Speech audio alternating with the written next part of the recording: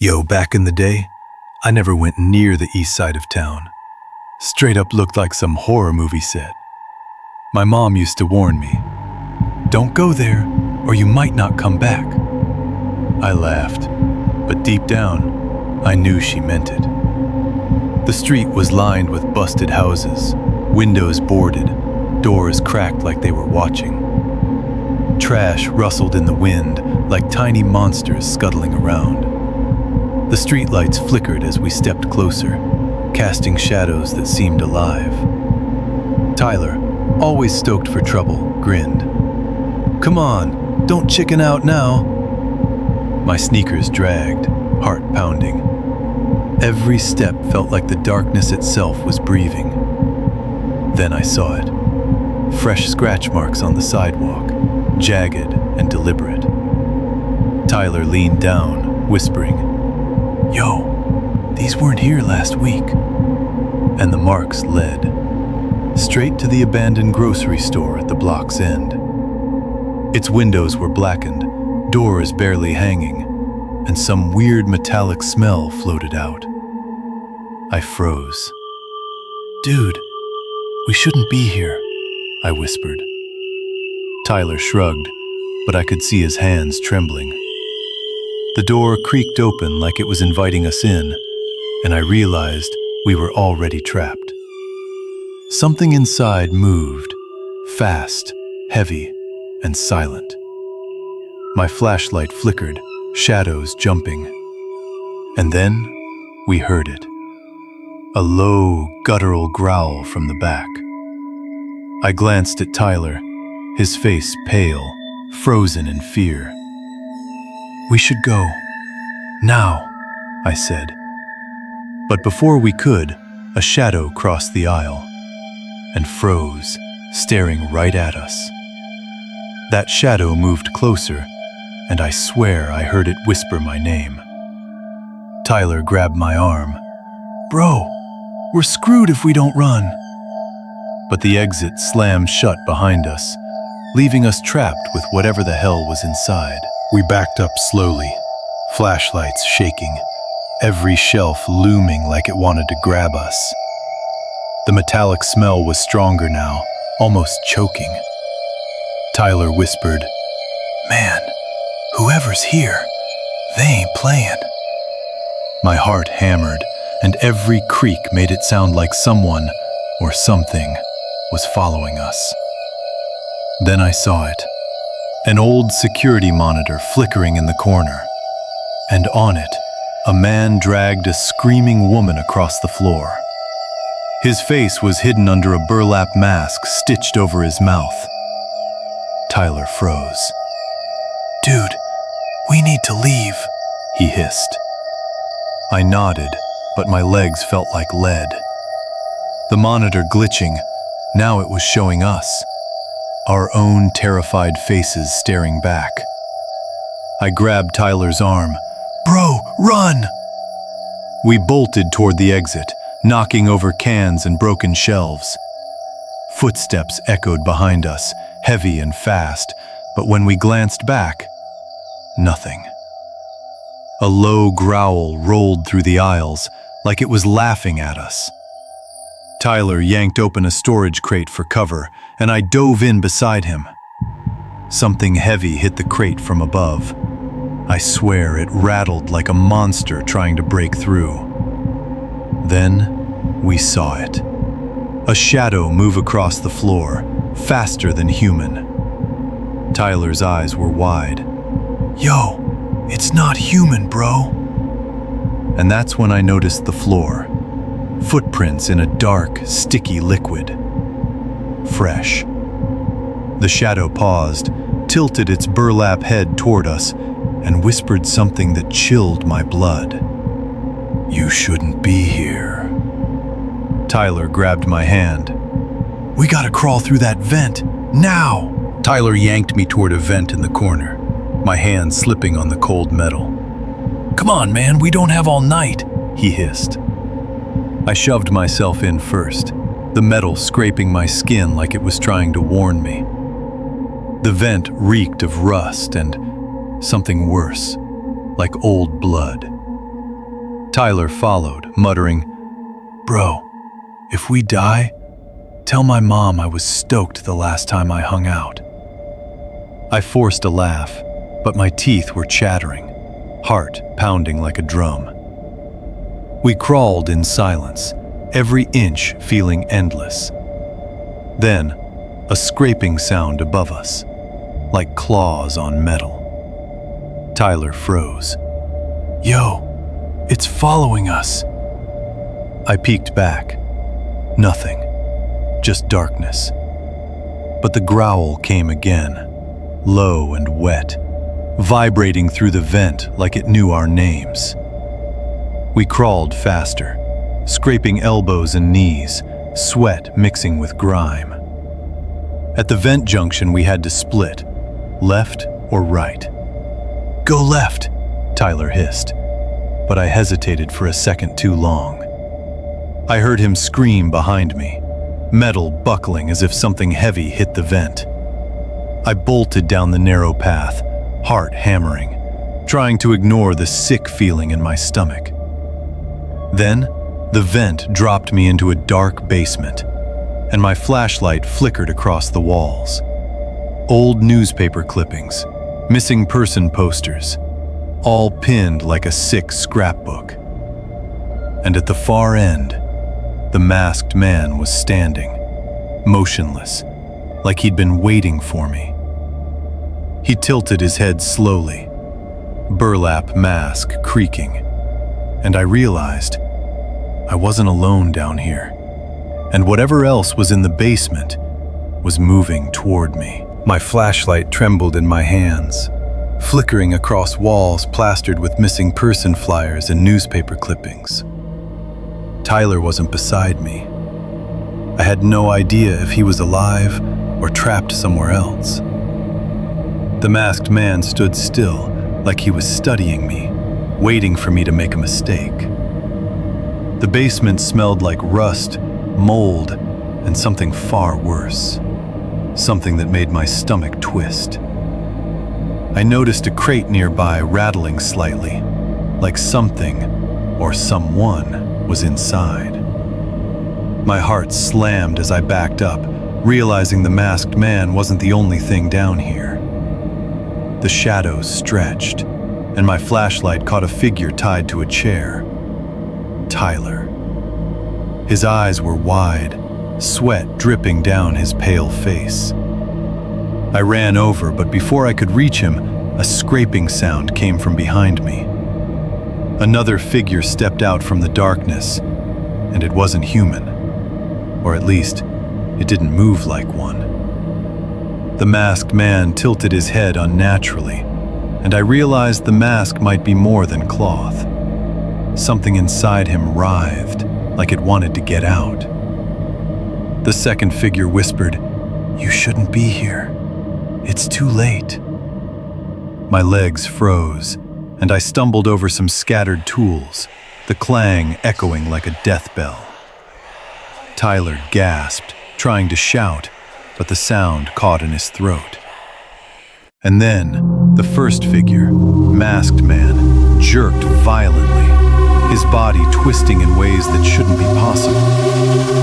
I realized with horror, the masked man wasn't the killer. Something far worse was controlling him.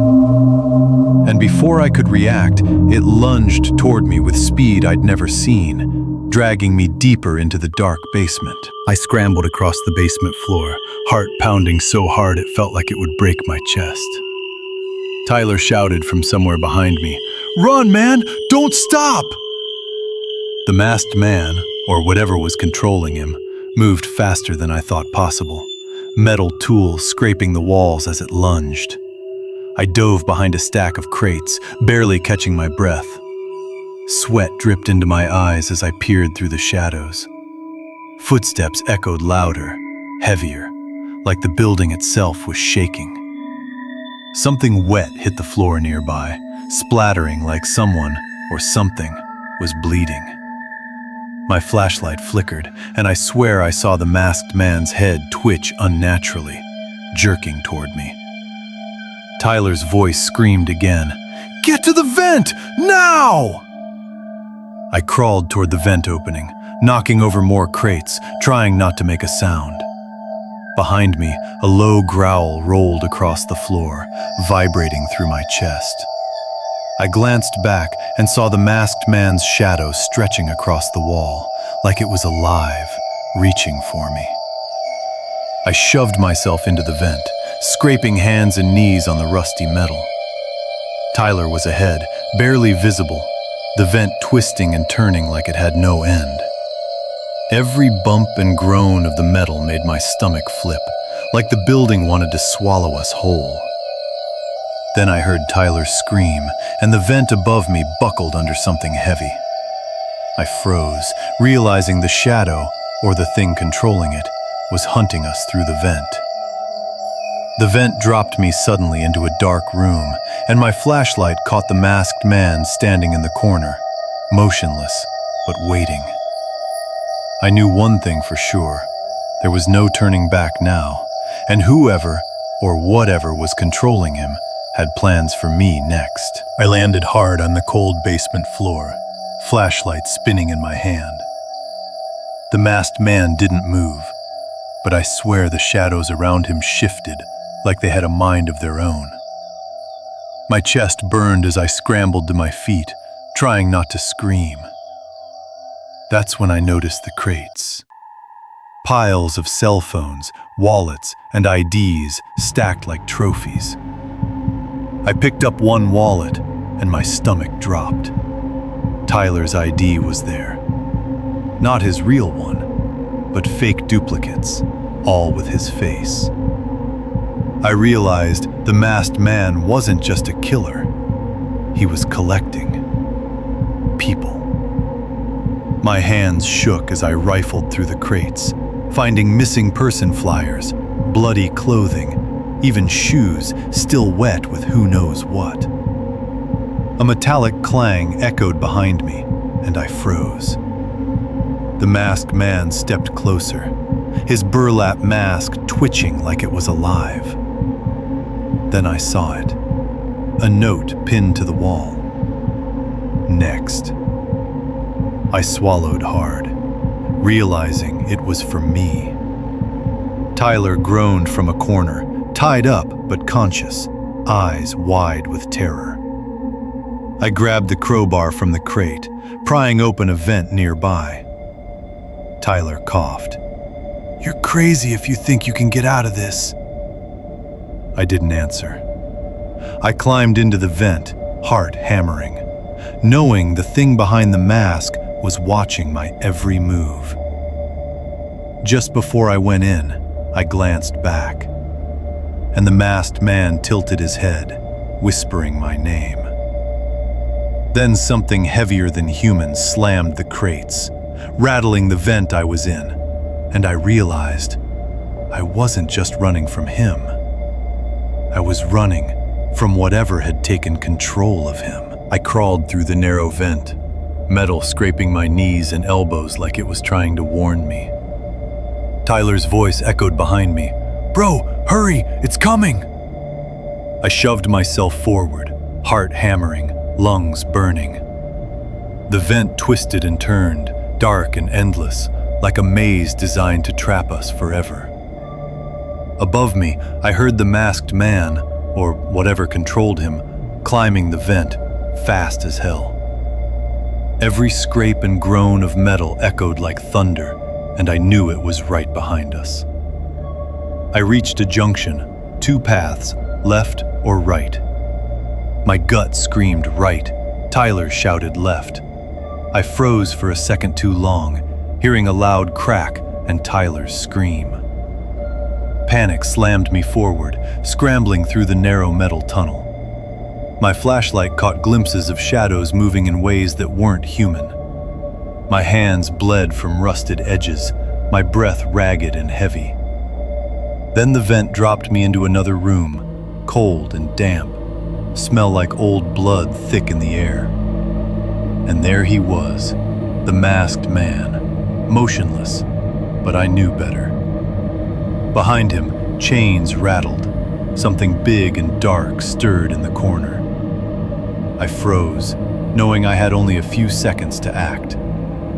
Tyler's voice whispered from somewhere behind me, weak but alive. I grabbed a rusted pipe from the floor, heart slamming, sweat pouring. The masked man tilted his head slowly, mask creaking like it had bones in it. And from the corner, a shadow lunged at me, faster than any human could move. I swung the pipe blindly, hearing a wet thud, and realized I had hit something. But what? Behind me, the masked man started moving again, and I knew the real nightmare wasn't over. I backed into the corner, pipe raised, my hands shaking so bad I could barely hold it. The shadow in front of me twitched, then lurched toward the masked man, who didn't even flinch. Something about this wasn't right. Like the masked man wasn't in control. My flashlight flickered and caught a glimpse of another figure. A girl, pale and hollow-eyed, standing in the darkness. Tyler groaned behind me, tied to a chair, eyes wide as he whispered, "Dude, what the hell is happening?" I tried to answer, but my throat went dry. The girl stepped forward slowly, voice a raspy whisper. "He's not the killer. He's just a shell." My stomach dropped, realizing the masked man was being controlled by something else. The shadow moved again, now faster, fluid, inhuman. The girl reached for me, and I flinched. "Listen, the real one. It's not him, it's controlling bodies." My pulse raced, knowing we'd been running from a puppet the whole time. The masked man jerked violently, cloth ripping, flesh straining. Chains rattled behind him, and something else, heavier, bigger, emerged from the shadows. Tyler screamed from across the room, and the girl shouted, "Run!" I grabbed him, dragging him toward a side door, but the floor beneath us creaked like it was ready to collapse. The thing lunged at us, and I barely got a glimpse of its face, twisted, inhuman, with eyes that weren't human. We bolted, stumbling through the darkness, knowing whatever was hunting us wasn't going to let us leave alive. The girl's voice echoed behind us. "It always wants more." And in that instant, I realized the building itself seemed alive, watching, waiting, and the nightmare wasn't over yet. We stumbled into a narrow hallway, walls closing in like the building wanted to swallow us whole. Tyler was coughing, blood trickling from a cut on his forehead, but we had no time to stop. The shadow loomed behind us, moving faster than any human ever could. Then the girl grabbed my arm, eyes wide, voice trembling. "It's not him. The real killer. It's controlling everything." I swallowed hard, realizing she meant the masked man, the shadows, even the building itself. The masked man jerked violently, limbs twisting like he was fighting something inside. The shadows split, and I saw multiple forms, all hunched, crawling, moving in ways no human could. Tyler screamed, "We're screwed, man!" I grabbed a rusted pipe, swinging blindly at one of the crawling shadows. It hit, something wet and heavy, but more shadows lurched forward, faster than ever. The girl's voice cut through the chaos. "The real one. It wears bodies like clothes."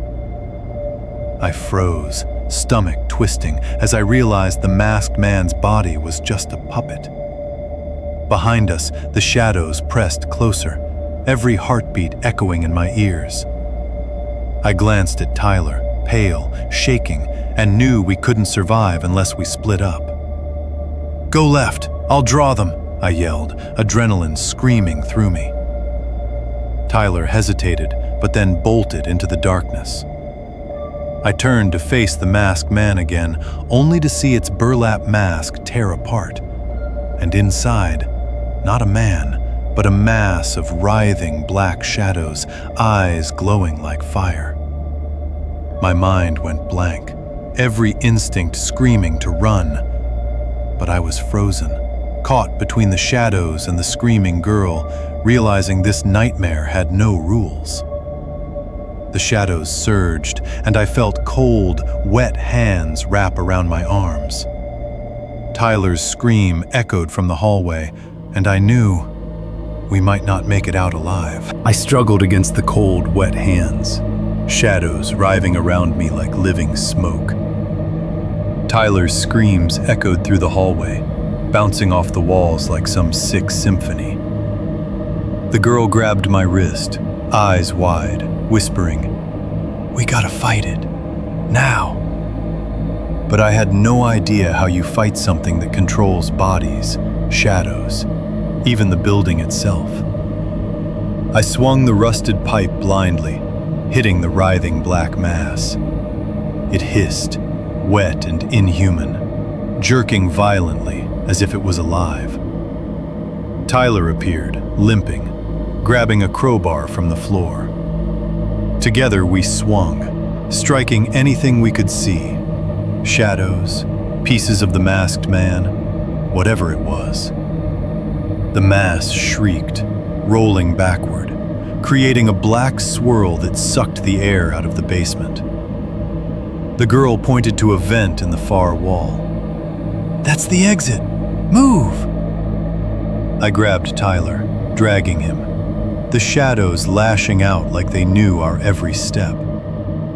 I swung the crowbar again, breaking chains and debris, clearing the path. The vent was small, but it was our only chance. As we crawled in, I heard it. The writhing mass, screaming, whispering, cursing us in 1,000 voices. My flashlight flickered, showing glimpses of the girl being pulled back. Tyler yelled, "Leave her! Go!"